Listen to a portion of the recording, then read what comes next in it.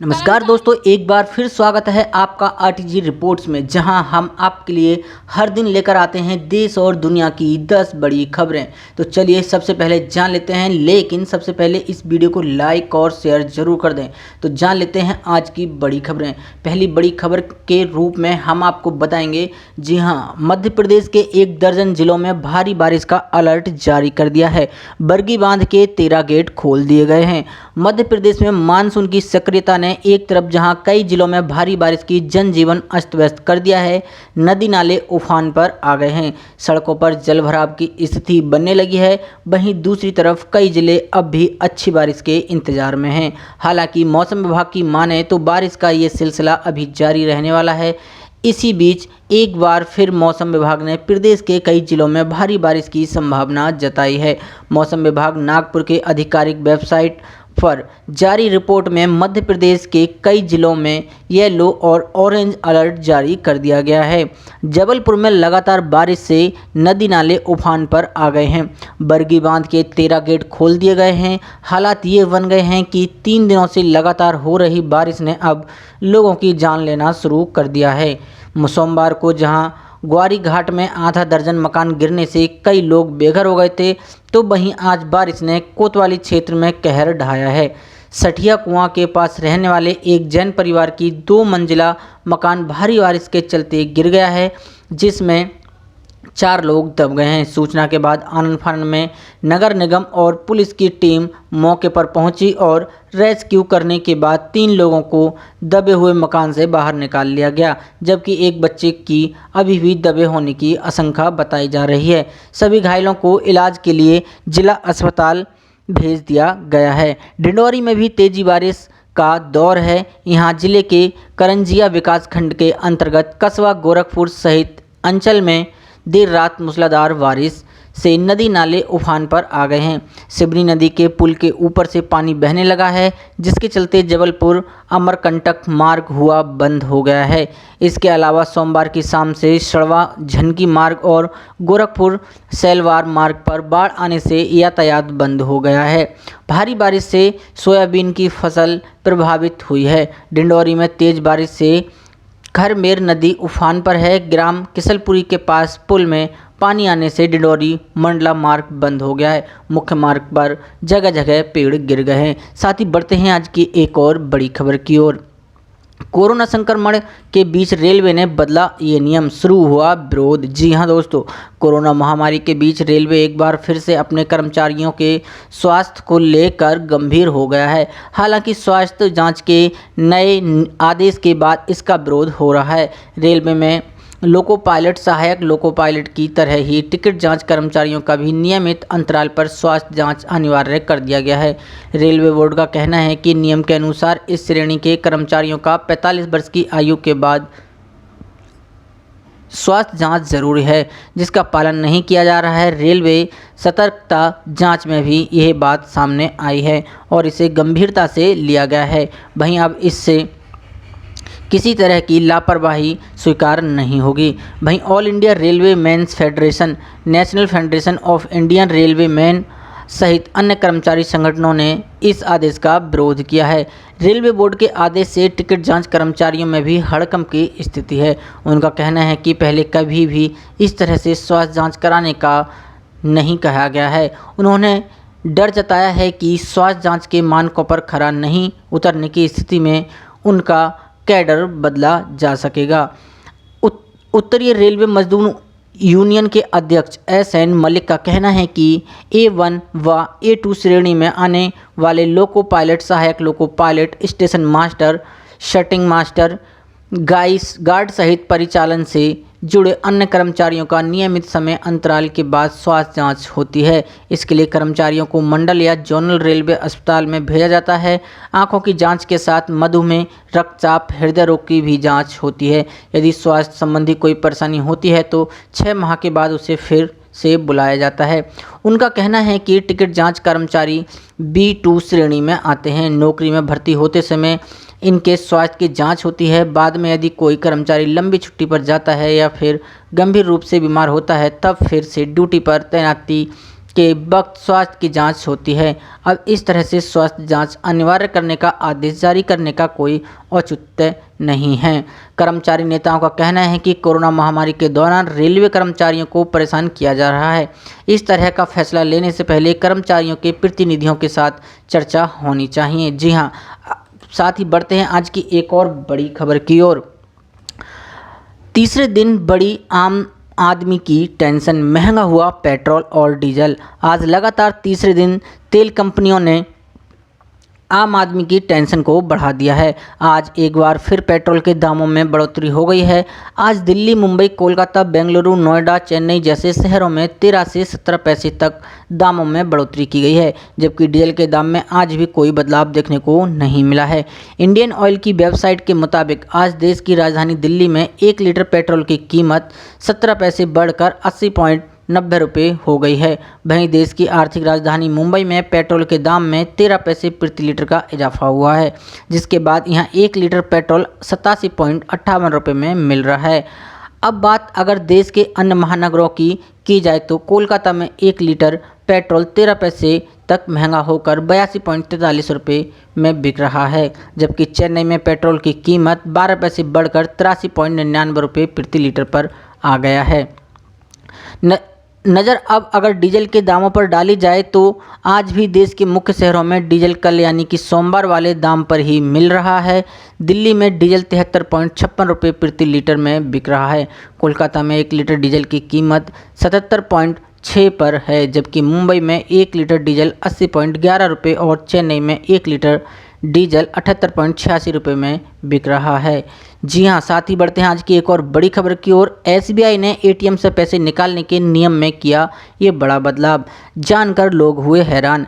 SBI metro शहरों में बार ATM से 8 बार मुफ्त लेन देन करता है, यानी अगर आप मेट्रो सिटी में रहते हैं तो आपसे महीने में 8 बार एटीएम से पैसे निकालने पर किसी तरह का कोई चार्ज नहीं लगेगा। लेकिन अगर आप इससे ज़्यादा रकम निकालते हैं तो आपको जुर्माना भरना पड़ेगा। जी हाँ, एसबीआई एटीएम से मुफ्त पैसे निकालने के नियमों के अनुसार मेट्रो शहरों में एसबीआई खाता धारक एसबीआई एटीएम से 5 गुना लेन देन कर सकते हैं और अन्य बैंकों के एटीएम का 3 बार उपयोग कर सकते हैं। मुंबई, नई दिल्ली, चेन्नई, कोलकाता, बेंगलोर और हैदराबाद में मेट्रो शहरों में शामिल हैं। भारतीय स्टेट बैंक को खाताधारकों को बड़ा झटका दिया है। एसबीआई ने एटीएम से पैसे निकालने के नियमों में संशोधन किया है। बदले हुए नियमों के अनुसार अब खाताधारकों पर मुफ्त लेन देन की सीमा से अधिक का जुर्माना लगाया जाएगा। यही नहीं, अगर एसबीआई खाताधारक के खाते में बैलेंस नहीं है तो असफल लेन देन के लिए भी जुर्माना देना होगा। एसबीआई के ये नए नियम 1 जुलाई 2020 से लागू हो गए हैं। इसके साथ ही गैर मेट्रो शहरों में एसबीआई खाताधारक एटीएम से 10 बार मुफ्त लेन देन कर सकते हैं। इस 5 बार में लेन देन एसबीआई के एटीएम और 5 अन्य बैंकों के एटीएम से किए जा सकते हैं। इस सीमा को पार करने पर बैंक आपसे 10 रुपये से 20 रुपये तक जीएसटी शुल्क ले सकता है। साथ ही बढ़ते हैं आज की एक और बड़ी खबर की ओर। सरकारी कर्मचारियों की सैलरी में इजाफा हुआ है। महंगाई भत्ते और एरियर भी सरकार देने पर फैसला कर रही है। कोरोना वायरस महामारी से निपटने के लिए देश में 30 अगस्त तक लॉकडाउन जारी है। वहीं राज्य सरकारें भी कोरोना को रोकने में अपनी तरफ से पूरी कोशिश में लगी हुई हैं। लॉकडाउन में लोगों के कामकाज बंद होने के कारण सरकार ने कर्मचारियों की सैलरी में भी इजाफा कर दिया है। सैलरी में यह बढ़ोतरी 7वें वेतन आयोग के मुताबिक की गई है। मतलब जिन कर्मचारियों की सैलरी बढ़ाई गई है उन्हें अब ज़्यादा सैलरी मिलेगी। दरअसल राजस्थान सरकार ने अपने रोडवेज के कर्मचारियों की सैलरी बढ़ाई है। इसके अलावा इस मंजूरी के बाद राजस्थान रोडवेज प्रबंधन द्वारा रिटायर कर्मचारी की पेंशन महंगाई भत्ते की बढ़ोतरी के आदेश जारी कर चुकी है। राजस्थान सरकार की तरफ से यह बढ़ोतरी महंगाई भत्ते में की गई है। इसके अनुसार ही राजस्थान रोडवेज के भी पेंशनर्स व अधिकारियों के महंगाई भत्ते में 10% की बढ़ोतरी की गई है। इस बढ़ोतरी को जुलाई 2019 से लागू किया गया है। राजस्थान सरकार के करीब 7 लाख कर्मचारी हैं और रोडवेज विभाग में 16,000 कर्मचारी हैं। कर्मचारियों की बढ़ी हुई सैलरी आने लगी है। इन कर्मचारियों को एरियर भी दिया जा रहा है। कर्मचारियों के खाते में जुलाई के एरियर की किस्त जमा करा दी गई है। राजस्थान में सरकार का कर्मचारियों से समझौता है कि केंद्र के समान वेतन दिया जाएगा। यही कारण है कि केंद्र द्वारा महंगाई भत्ते की किस्त घोषित होते ही यहाँ भी सरकार को इसका भुगतान करना पड़ता है।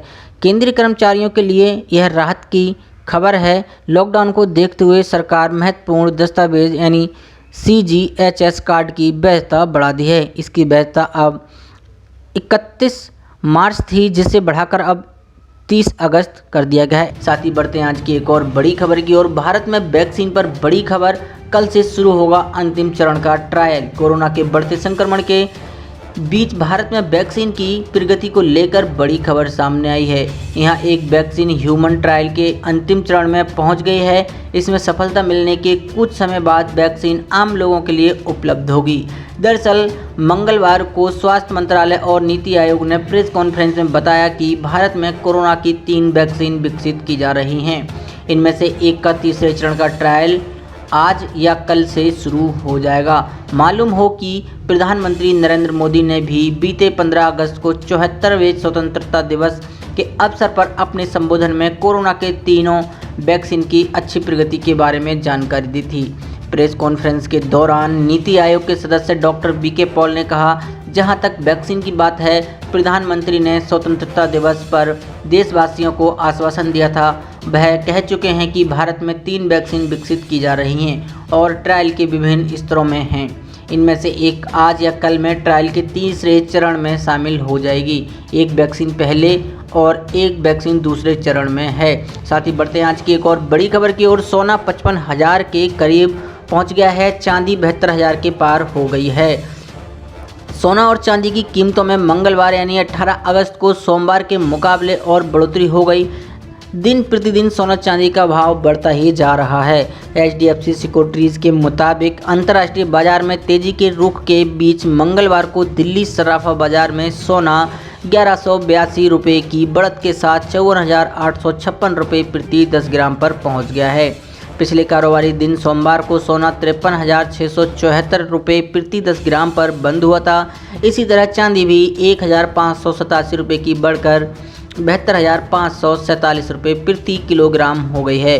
पिछले कारोबारी दिन सोमवार को चांदी 70,960 रुपये प्रति किलोग्राम पर बंद हुई थी। वहीं वायदा कारोबार में भी सोना और चांदी की कीमत में बढ़ोतरी हुई है। India Boolean and jewellers association की वेबसाइट के मुताबिक सोने और चांदी की कीमतों में बढ़ोतरी हुई। 24 कैरेट, 23 कैरेट, 22 कैरेट, 18 कैरेट और 14 कैरेट का सोना और भी महंगा हो गया है।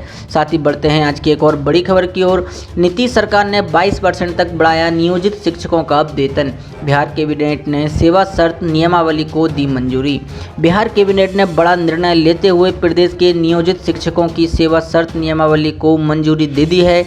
इसके साथ ही लंबे अरसे से लंबित पड़े शिक्षकों की अधिकार मांगों को मान लिया गया है। सरकार के इस फैसले से करीब 4.25 लाख शिक्षकों को सीधा फायदा मिलने वाला है। नीतीश के कैबिनेट के इस फैसले के साथ ही शिक्षकों की प्रोन्नति, स्वैच्छिक स्थानांतरण समेत कई सुविधाओं का अब लाभ मिल सकेगा। इसके साथ ही सरकार ने वेतन में भी 22% तक का इजाफा किया है, जिसका लाभ 1 अप्रैल 2021 से मिलेगा। कैबिनेट की इस फैसले से सरकार के खजाने पर 2765 करोड़ रुपए का अतिरिक्त बोझ पड़ेगा।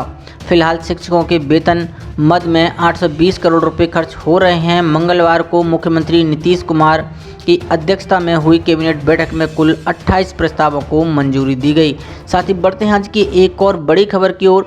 पेंशन नियमों में बदलाव कर सरकार ने केंद्रीय कर्मचारियों को दी बड़ी राहत। देश के लाखों लोगों को होगा फायदा। पीएम मोदी सरकार ने केंद्रीय कर्मचारियों के लिए पेंशन नियमों में बदलाव कर उन्हें बड़ी राहत देने का काम किया है। सरकार की ओर से किए गए नियमों में बदलाव के बाद अब किसी भी कर्मचारी की मौत के बाद आश्रितों या परिजनों को प्रोविजनल पेंशन मिलने में देर नहीं होगी।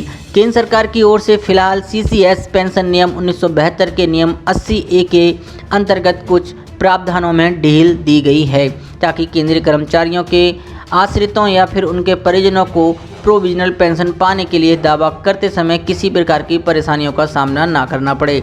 सरकार के इस कदम से देश के लाखों कर्मचारियों को फायदा होगा। केंद्रीय कर्मचारियों के लिए अब तक लागू नियमों के अनुसार किसी संबंधित कर्मचारी की मौत होने की स्थिति में तत्काल फैमिली पेंशन शुरू करने के लिए फॉर्म 14 के साथ डेथ सर्टिफिकेट और बैंक संबंधी ब्यौरा जमा कराना पड़ता है। इन दस्तावेजों पर यदि मुख्यालय को किसी प्रकार की आपत्ति नहीं होती है तो फैमिली पेंशन उसी समय जारी कर दी जाती है। सरकार ने फैमिली पेंशन जारी करने के नियमों में ही ढील देने का काम किया है। साथ ही बढ़ते हैं आज की एक और बड़ी खबर की ओर। सभी स्टेशनों पर लगेगा नो बिल नो पे, रेल यात्रियों को होगा सीधा फायदा। भारतीय रेलवे ने यात्रियों की सुविधा को ध्यान में रखते हुए स्टेशन के सभी स्टॉल पर नो बिल नो पे का बोर्ड लगाना अनिवार्य कर दिया है। रेलवे ने एक दिशा निर्देश जारी करते हुए कहा कि भारतीय रेल के सभी जोनों एवं मंडलों के सभी स्टेशनों पर लगे स्टॉलों पर नो बिल नो पे का बोर्ड प्रदर्शित करना अनिवार्य है। साथ ही साथ POS मशीन भी लगाना जरूरी होगा। जहां कहीं भी निर्देश के पालन में कमी पाई जाएगी उनके खिलाफ कड़ी कार्रवाई करने का प्रावधान किया जाएगा। पूर्व मध्य रेल के मुख्य जनसंपर्क अधिकारी राजेश कुमार ने सोमवार को बताया कि भारतीय रेल ने यात्रियों की सुविधा और अधिकार में वृद्धि करते हुए सभी जोन एवं मंडल को निर्देश जारी किया है कि सभी स्टेशनों पर उपलब्ध स्टॉलों पर नो बिल नो पे का बोर्ड प्रदर्शित करना है। POS मशीन की उपलब्धता सुनिश्चित करना अत्यंत आवश्यक है। जहां कहीं भी निर्देश के पालन में कमी पाई जाएगी उनके खिलाफ कड़ी कार्रवाई की जाएगी। साथ ही बढ़ते हैं आज की एक और बड़ी खबर की ओर। किसानों के लिए बड़ी खुशखबरी है। फसल खराब हुई तो बिना प्रीमियम के मिलेंगे 1 लाख रुपए। अक्सर किसानों को फसल खराब होने के चलते भारी नुकसान होता है। किसानों की इसी समस्या को देखते हुए गुजरात सरकार ने एक खास योजना का ऐलान किया है। हाल ही में गुजरात सरकार ने किसानों के लिए एक खास योजना शुरू की है।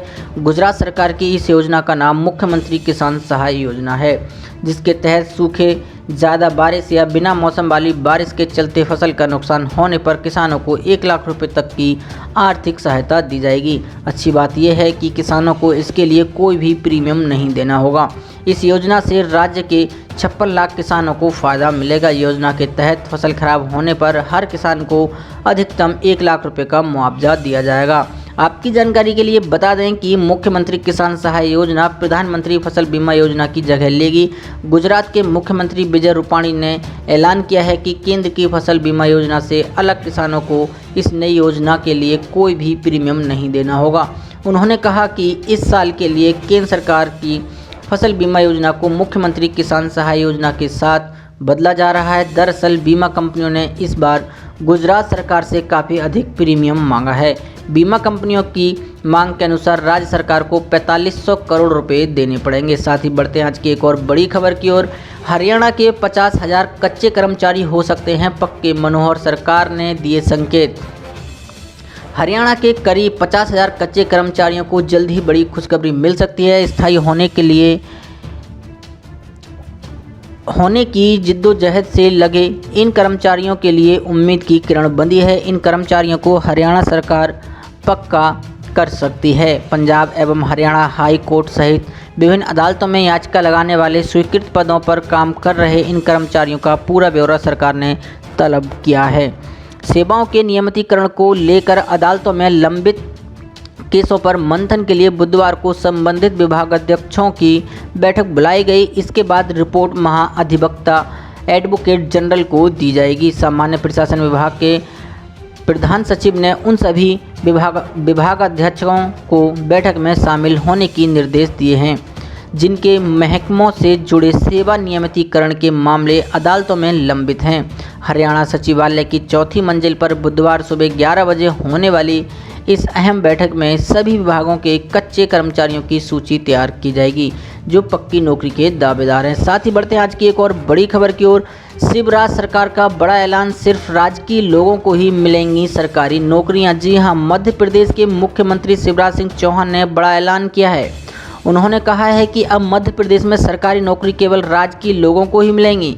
इसके लिए वह जल्द कानून में बदलाव लाने वाले हैं। ट्विटर के जरिए इस बात का ऐलान करते हुए उन्होंने कहा, मेरे प्यारे भांजे भांजियों, आज से मध्य प्रदेश के संसाधनों पर पहला अधिकार मध्य प्रदेश के बच्चों का होगा। सभी शासकीय नौकरियां सिर्फ मध्य प्रदेश के बच्चों के लिए ही आरक्षित रहेंगी। हमारा लक्ष्य प्रदेश की प्रतिभाओं को प्रदेश के उत्थान में सम्मिलित करना है। बता दें कि मध्य प्रदेश में 27 सीटों पर उपचुनाव होने वाले हैं। ऐसे में बीजेपी नए ऐलान कर जनता का दिल जीतने में लगी हुई है। इससे पहले सीएम शिवराज सिंह चौहान ने आदिवासियों की मदद करने और उन्हें साहूकारों के चंगुल से छुड़ाने के लिए बड़ा ऐलान किया था। दरअसल शिवराज सिंह चौहान एक कानून लाएंगे जिसके तहत 15 अगस्त 2020 तक 89 अधिसूचित क्षेत्रों के अनुसूचित जनजाति के व्यक्तियों को गैर लाइसेंसी साहूकार से लिया कर्ज नहीं चुकाना होगा और ना ही साहूकार कर्ज के लिए दबाव बना सकते हैं। इसके साथ ही साहूकारों के पास जो भी चीज़ और कागजात गिरवी हैं वह भी उन्हें लौटाना होगा। साथ ही बढ़ते हैं आज की एक और बड़ी खबर की ओर। केंद्रीय कर्मचारियों के लिए बड़ी खबर है, बदला कॉन्ट्रैक्ट नियुक्ति का नियम। वित्त मंत्रालय अब सरकारी कर्मचारियों की सैलरी रेगुलेट करने के नॉर्म्स पर काम कर रहा है जिन्हें रिटायरमेंट के बाद कॉन्ट्रैक्ट पर रखा गया है। इसमें नॉमिनेशन आधारित नियुक्तियों को न्यूनतम रखने का प्रस्ताव है। 13 अगस्त को जारी एक मेमोरेंडम में मंत्रालय के व्यय विभाग ने कहा कि रिटायरमेंट के बाद कॉन्ट्रैक्ट आधार पर नियुक्त किए जाने वाले कर्मचारियों, जिसमें कंसल्टेंट्स भी शामिल हैं, के लिए कोई यूनिफॉर्म गाइडलाइन नहीं होगी ताकि इन मामलों में सैलरी पेमेंट को रेगुलेट किया जा सके। केंद्रीय कर्मचारियों को रिटायरमेंट के बाद कॉन्ट्रैक्ट पर रखने संबंधित रेगुलेशन को लेकर व्यय विभाग ने एक ड्राफ्ट तैयार किया है और अन्य मंत्रालयों व विभागों से इस बारे में 10 दिन के अंदर सुझाव मांगा है। विभाग ने कहा है ये महसूस हो रहा है कि रिटायर हो चुके केंद्रीय कर्मचारियों को अगर कॉन्ट्रैक्ट पर रखा जाता है तो उनकी सैलरी पेमेंट में एक रूपता लाने के लिए इसे रेगुलेट किया जाएगा।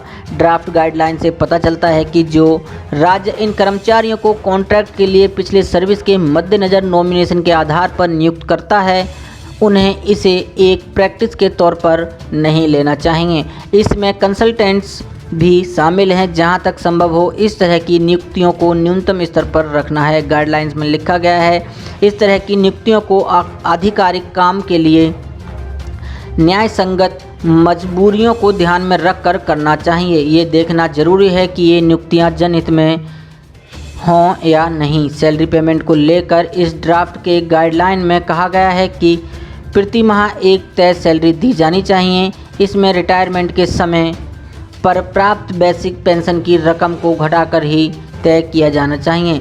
इसे ही सैलरी कहा जाएगा। ऐसी बड़ी खबरों को देखने के लिए हमारे चैनल को सब्सक्राइब करें और इस वीडियो को लाइक शेयर ज़रूर करें। धन्यवाद।